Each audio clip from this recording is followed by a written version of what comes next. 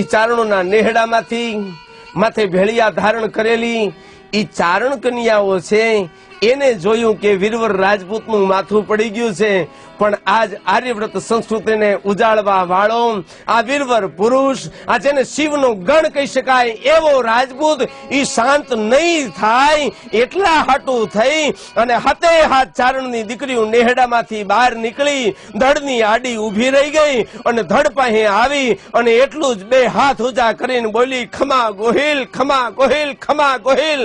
નાથ હવે હદ થાય છે, હદ થાય છે, હદ થાય છે બાપા, મારો બાપલિયો વિરામ લ્યો, વિરામ લ્યો, વિરામ લ્યો. અને આટલું જ કેતા ધડ શાંત થઈ જાય છે. એ ધડ પૃથ્વી ઉપર પડ્યું, પણ ધડ પડ્યું કે ધર્મ પડ્યું એ નથી સમજાતું. એ ધડ છે એ ધરતી માથે પડ્યું તેથી ધડ પડ્યું કે આ દેશનો ધર્મ પડ્યું એ નથી સમજાતું. એ ધડ છે એ ધરતી માથે પડ્યું તેથી ગરીબોની એ જે રક્ષણની વૃત્તિ હતી ઈ પડી કે શું પડ્યું ઈ નથી સમજાતું. પણ ઈ ધડ છે એમ કહેવાય છે કે અહીંયા પડતાની હારે ઈ શાંત થયું ને કહે છે કે બાપ મુખડાજી, ધર્મ માટે થઈ, રાજપૂતાઈ માટે થઈ, ગોહિલ કુળને ઉજાળવા હાટું થઈને બબે હાથમાં તલવારો ધારણ કરી તે મલેચ્છોનો નાશ કર્યો છે, ધર્મનું રક્ષણ કર્યું છે.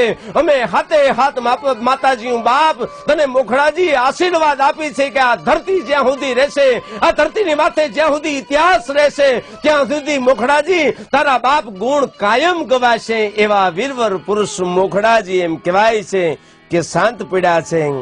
અને આજે એનું મંદિર છે. અહીંયા એ મંદિર પાસે જાઓ ત્યારે અહીંયા ગાંડો થયેલો દરિયો તમને જોવા મળે છે.